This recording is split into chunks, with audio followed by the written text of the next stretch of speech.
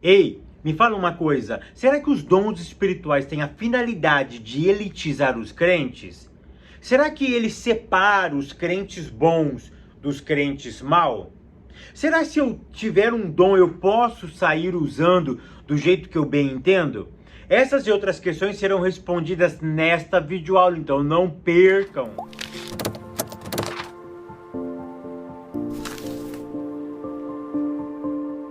A paz, queridos, que bom estarmos aqui novamente no nosso programa semanal da Escola Bíblica Dominical para darmos sequência na nossa série de estudos bíblicos baseado nos dons espirituais e ministeriais. Para quem não me conhece, eu sou o pastor Fábio Segantin. Se você é novo aqui no nosso canal, não perca essa oportunidade, porque aqui do lado tem um botãozinho vermelho. Se você não é inscrito, clica nele e se inscreva. Por quê? Porque toda semana tem vídeo novo aqui. Se você for um inscrito, o YouTube vai lhe avisar quando eu postar um vídeo novo aqui. Maravilha? E não esqueça também de curtir esse vídeo, de deixar o seu comentário e de compartilhar, porque isso é muito importante para mim. Maravilha? Ah, e no final eu vou continuar falando os nomes dos abençoados, das abençoadas, dos irmãos que escreveram para mim. Maravilha? Vamos lá. Lição de número 2, que tem como título o propósito dos dons espirituais. A leitura bíblica em classe se encontra na primeira carta aos Coríntios, capítulo 12, do verso 8 ao verso 11, e capítulo 13, do verso 1 ao verso de número 2. Hoje nós vamos falar então de um tema muito importante. Qual é a finalidade de um dom espiritual? Será que esse dom espiritual tem a finalidade de elitizar as pessoas? Será que o dom tem a finalidade de separar o crente bom e do crente mau? Será que existe crente mau? Existe crente bom? Será que tem a finalidade de premiar aquele que mais busca do que aquele que não busca? Então, enfim, qual é a finalidade de um dom espiritual? É isso que nós vamos aprender um pouquinho aqui nesta pré-aula. A primeira coisa que você precisa entender é o seguinte, que o dom espiritual não tem a mesma finalidade, ok? De um dom ministerial. Fabio, peraí, você está equivocado. Não, nós já vimos na última aula que o dom espiritual, ele tem uma nomenclatura própria para ele, ok? E os dons ministeriais têm uma nomenclatura própria para eles, ok?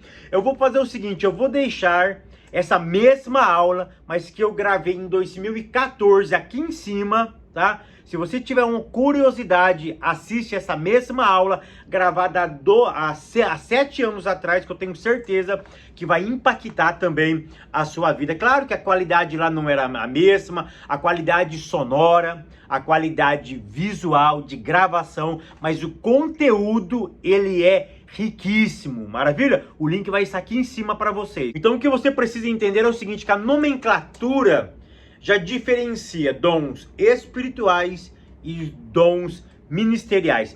Partindo desse pressuposto, eu subentendo que não tem a mesma finalidade, ok? Dons espirituais têm uma finalidade e os dons ministeriais têm outra finalidade, ok? Uma outra coisa que você precisa entender é o seguinte, que dons espirituais, que é o tema dessa aula, não tem a característica de santificar a igreja. Eu vou repetir, dons espirituais não santifica a igreja. Você precisa colocar isso na cabeça. Fabio, me prova, daqui um pouco eu vou abordar isso de forma mais profunda, ok? Mas já começa a ter essa visão mais ampla e profunda acerca dos dons espirituais. Fabio, dons espirituais, eu preciso buscar ele hoje? É claro que sim. Por quê? Porque a Bíblia pede para eu buscar. Ou seja, a Bíblia ela promove os dons espirituais. E se ela promove, eu tenho que buscá-lo. Ou seja, é algo que está ao meu dispor. É um privilégio que Deus deu para a igreja usá-lo, mas de forma correta, de forma bíblica, de forma coerente. Tópico primeiro, os dons não são para eletizar a igreja. Ponto 1. A igreja de Corinto. Aqui você precisa aprender algumas verdades. Primeiro, essa igreja não era uma igreja perfeita. Tire isso da sua cabeça. Não existe igreja perfeita. A igreja de Corinto não era perfeita. A igreja de Corinto tinha muitos problemas. Por exemplo, ela tinha um problema de divisão. A igreja de Corinto era uma igreja política. É uma igreja separatista. É uma igreja partidária. Lá tinha os partido de Paulo, de Apolo, tinha o partido de Cristo, ou seja, lá tinha vários partidos. Ou seja, era uma igreja partidária, ok? E a Bíblia proíbe isso, ela nega esse fato de a igreja ter exclusividade, a igreja não tem dono. A igreja, ela tinha partido. Um outro problema que ela tinha era da esfera imoral, na imoralidade baseado na sexualidade. Ela tinha vários problemas sexuais, aquela igreja, tá? A igreja de Corinto era uma igreja onde tinha problemas de casamento, onde tinha problema de maturidade espiritual, onde os mais fortes não sabiam tolerar os mais fracos. Ou seja, isso é uma questão de maturidade. Essa igreja não tinha isso. Ou seja, faltava maturidade para essa igreja em várias questões. Lá tinha um problema de briga, de litígio entre os próprios irmãos. E problemas, presta atenção, problemas locais da igreja não eram mais resolvidos na igreja. Era resolvido fora da igreja. Na onde? No juiz.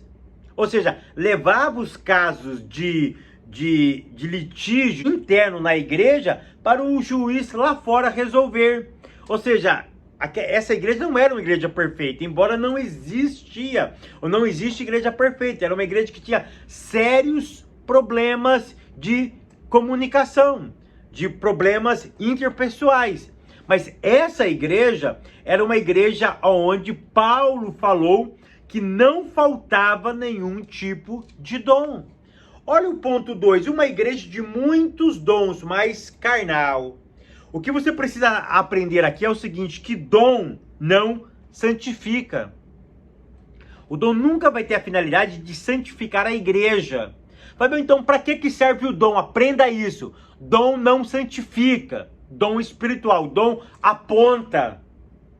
Vou repetir, dom não santifica, dom aponta.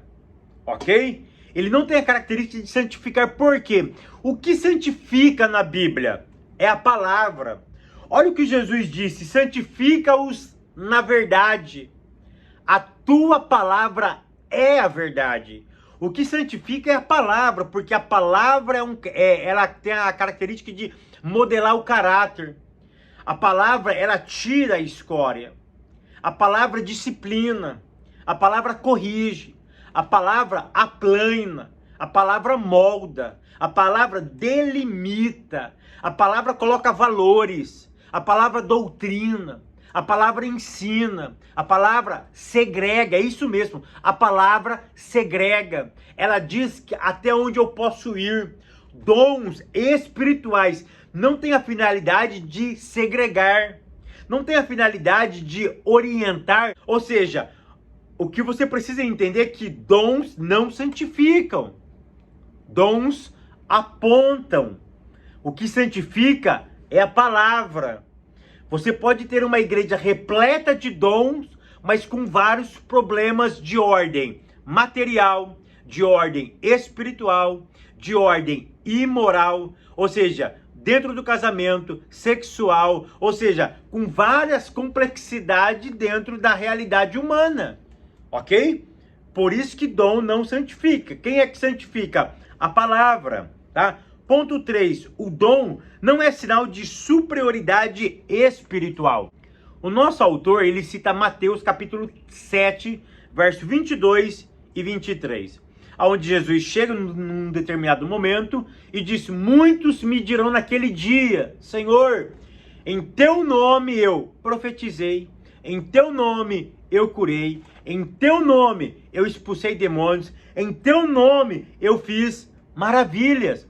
E Jesus vai olhar para essas pessoas e vai dizer, apartai-vos de mim, eu nunca vos conhecer. Eu quero corroborar com esse texto, porque eu já citei esse texto em outras aulas e eu fui criticado por uma ou duas pessoas. O que eu quero que você entenda é o seguinte, que esse texto de Mateus capítulo 7, para mim, ele não importa se ele é antes do milênio, depois do milênio, se ele é para separar nações, para mim não importa. O que importa aqui é o seguinte, é a base.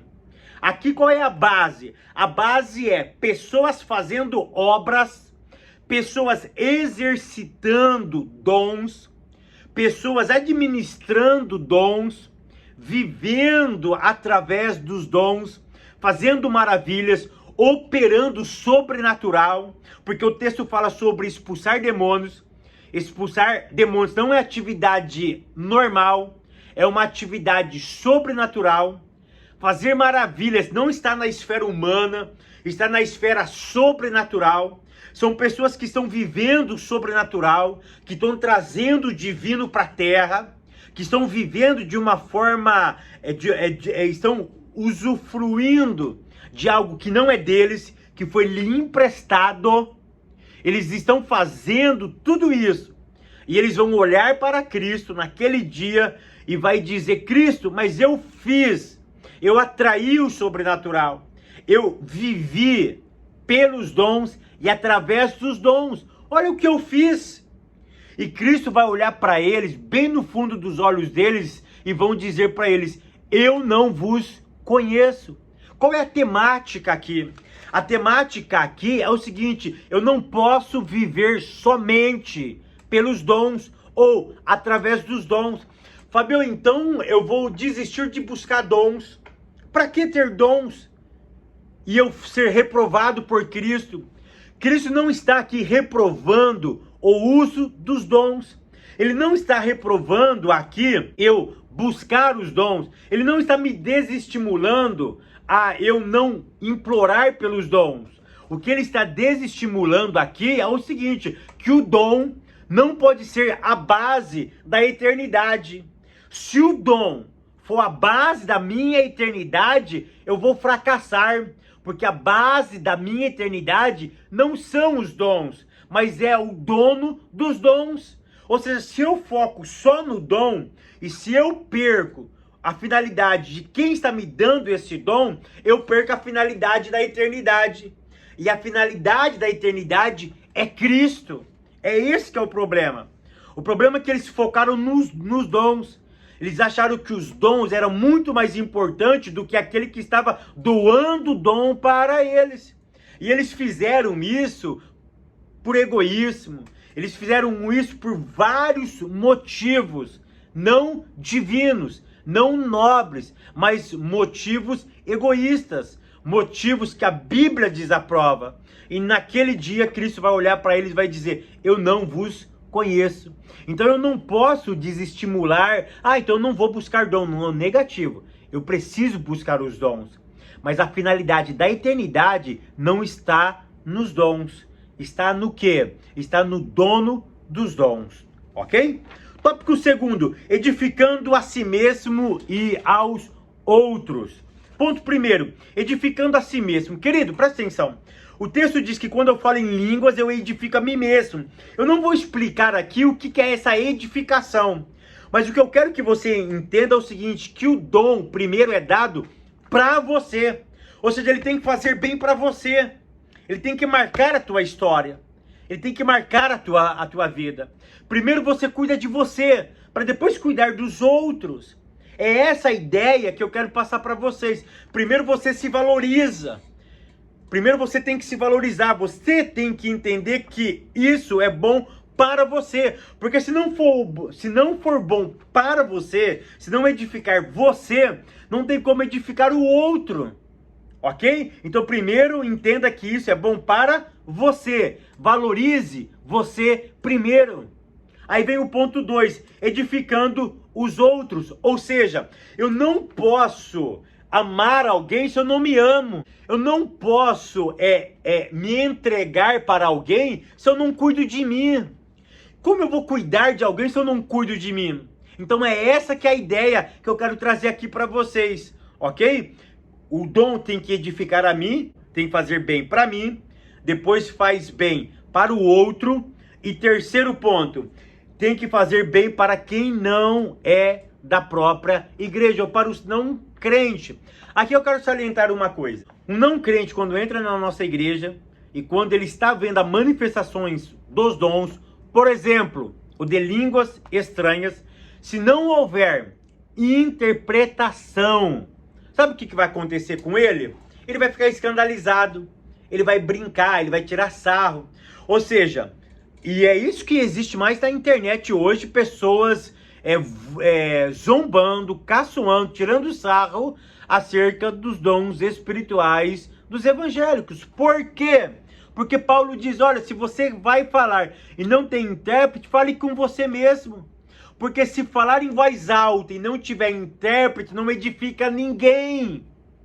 Então, um não crente só vai ser edificado se ele entender aquilo que está falando com ele. Se não entende aquilo que fala aos ouvidos dele, ele vai dizer que é louco mesmo. Ok? Então, precisamos ter esse entendimento. Tópico terceiro. Edificar todo o corpo de Cristo. Ponto 1. Os dons na igreja. Querido, deixa eu te dizer uma coisa. O dom tem que estar, a base do dom, ou a base da vida, é o amor. Se eu não amo, para que me serve a vida? Se eu vou exercitar um dom, se eu não amo, esse dom vai sair com problema. Fabio, eu posso ter um dom? Você pode ter um dom, porque quem dá o dom é Deus. Mas eu posso usar ele sem amor? É claro, aprenda uma coisa, Deus me dá. Quem administra? Sou eu. Eu que administro o dom. Então eu posso usar o dom sem amor. É claro que você pode, de forma egoísta, de forma prepotente, para se auto-vangloriar, para se auto-promover dentro da eclesia. É claro que você pode, mas a base da vida tem que ser o amor. Porque se a base não for o amor, porque o que vai permanecer? É o dom ou o amor? É o amor. O amor permanece, o amor tudo suporta, o dom é passageiro, o dom é temporário. É isso que nós precisamos entender, porque o que salvou nós não foi o dom, foi o amor de Deus. O que fez Paulo movimentar-se não foi o dom, foi o amor. Ponto 2, os sábios arquitetos do corpo de Cristo. Querido, deixa eu te dizer uma coisa, dons não pode substituir a autoridade de Cristo. Deixa eu te dizer uma outra verdade. Os dons não podem guiar a igreja. Ou seja, nesse ponto eu aprendo dois princípios. Primeiro, eu não posso substituir a autoridade de Cristo, a verbalização dele pelos dons espirituais. E outra coisa, quem foi constituído para guiar a igreja? Os ministros. E os ministros devem guiar a igreja não pelos dons espirituais, mas pelos dons ministeriais. Isso é muito bom nós entendermos. Quem guia a igreja não são os dons espirituais, são os dons ministeriais. Ponto terceiro, dispenseiros dos dons. Querido, aqui você precisa entender uma coisa.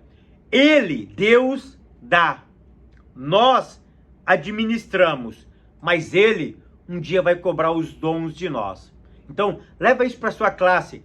Ele nos dá, nós cuidamos e administramos, mas um dia ele pede conta.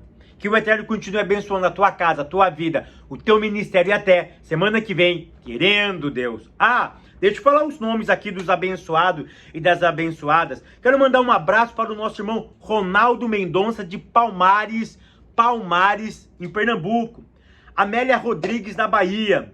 Rosivaldo de Eunápolis, Bahia. João Ferreira de Recife.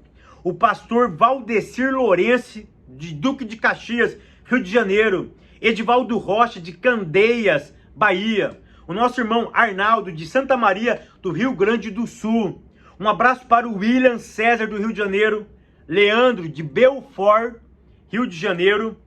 Belfort Roxo, Rio de Janeiro. A nossa irmã Brandão, Jaceline Brandão, de Barcarena, no Pará. Adeildo, do Maranhão. O pastor Ronaldo Medeiros, de Guarapari, Espírito Santo.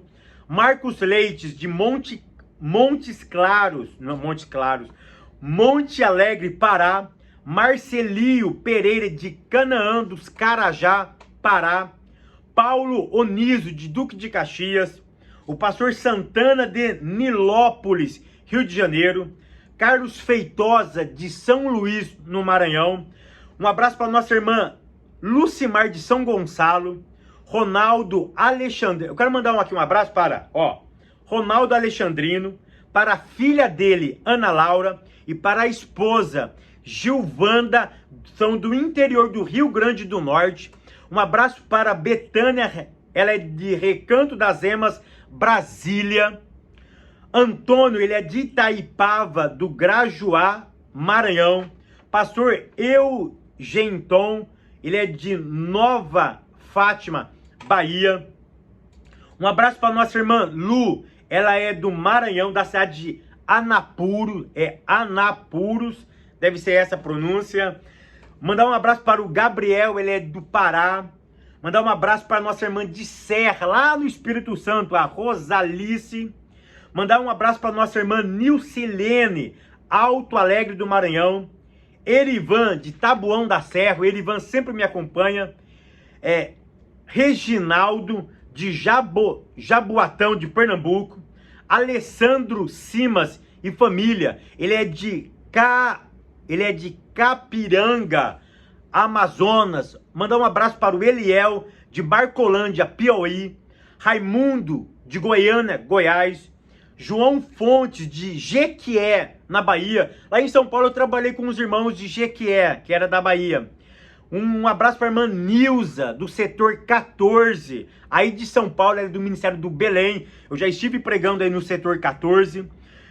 Um abraço para o nosso irmão Janilson e a esposa Silva, de Jacuípe, na Bahia. Vanderlei Santos, de Laje, Bahia. Manuel e esposa Keila e os filhos Emanuel e Miguel. Mandar um abraço para Marinês Linhares, de Tuntum, Maranhão. Silvanete, de Imperatriz, no Maranhão. Pastor Petrônio, de Macarani, na Bahia. A Tânia Maria, e que ela é esposa do irmão Carlos. Lembrei, o irmão Carlos, eu mandei um abraço para ele, ele pediu, pastor, manda um abraço para Tânia que eu vou mandar para ela. Tânia, um abraço. A Zélia Bezerra Pimentas, ela só esqueceu de colocar a cidade dela. Leandro Santos, Maceió, Alagoas. E um abraço para o Luiz Carlos Santa Rosa, Rio Grande do Sul. Que o Eterno continue abençoando a tua casa, a tua vida, e até semana que vem, querendo Deus.